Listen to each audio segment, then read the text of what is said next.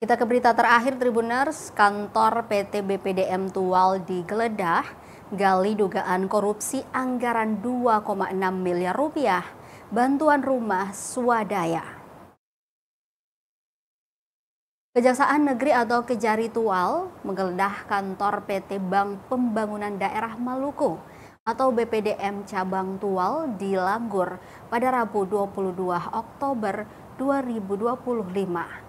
Penggeledahan ini sebagaimana tertuang dalam surat perintah penggeledahan nomor print datar 519-12-FD.2-10-2025 tanggal 17 Oktober 2025 yang telah memperoleh izin dari Ketua Pengadilan Negeri Tual.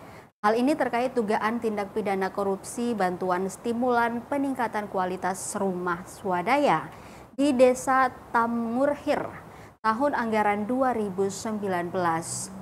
Dengan besar anggaran pada tahun tersebut sebesar 2,68 triliun yang bersumber dari dana alokasi khusus atau DAK.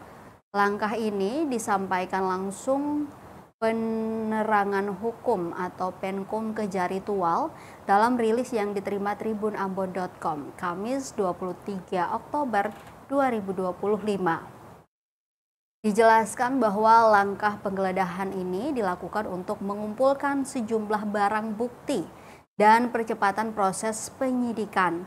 Namun, Penkum Kejari Tual tidak menyebutkan secara pasti apa yang diamankan dalam penggeledahan ini.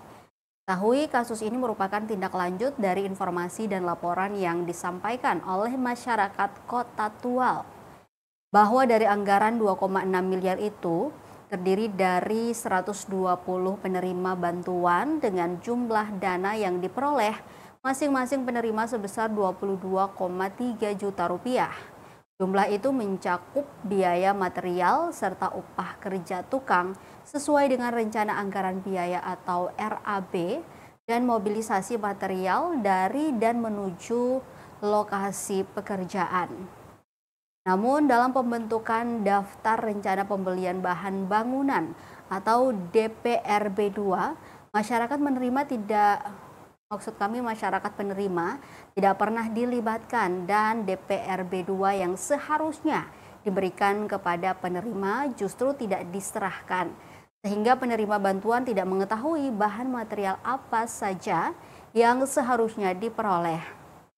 Selain itu, toko atau penyedia yang ditunjuk dalam hal ini CV Rahmat Barokah Jaya, penunjukannya tidak dilakukan melalui mekanisme yang telah diatur dalam pedoman teknis pelaksanaan dana alokasi khusus bidang perumahan dan permukiman subbidang rumah swadaya pun juga tidak memiliki toko, sehingga tidak memenuhi persyaratan penunjukan toko atau penyedia.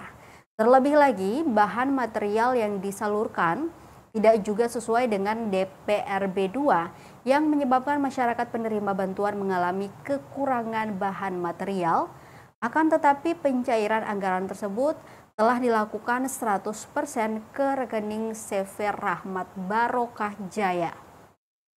Agar membuat kasus tersebut semakin terang benderang, penyelidikannya, langkah pemeriksaan saksi hingga penggeledahan pun dilakukan. Download Tribun X sekarang, menghadirkan lokal menjadi Indonesia.